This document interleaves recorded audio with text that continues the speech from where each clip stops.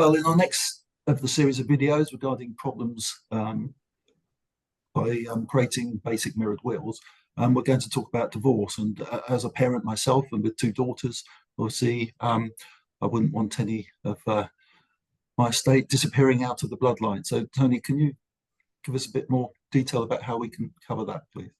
Of course, Adam. So this is a very common problem now. Divorces are much more common than they ever used to be. And with the value of estates increasing, more and more money is passing down the bloodline to children. So as we talked about, a basic mirror will would eventually leave the entire estate to your two children. So unfortunately, both yourself and Jackie pass away, and you leave all your money to your two lovely daughters.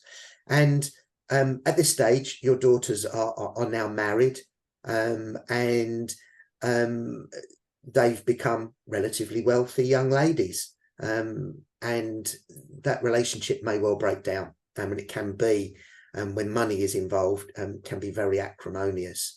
And so in a divorce settlement, typically, the estate of the individual is looked at, how much money they actually have from both parties, and then a settlement is agreed upon that. Now, if obviously you've left a lot of money to your daughter and she is the richer party, then potentially half of everything that you left her could walk out the door with the husband that maybe you never really thought was good enough for your daughter. And so, that can be a big risk. And obviously you want the money that you and your wife, Jackie, worked so hard for to stay with your daughter. And the best way of doing that is to look to leave it to her in trust so that it is protected from a potential future divorce settlement.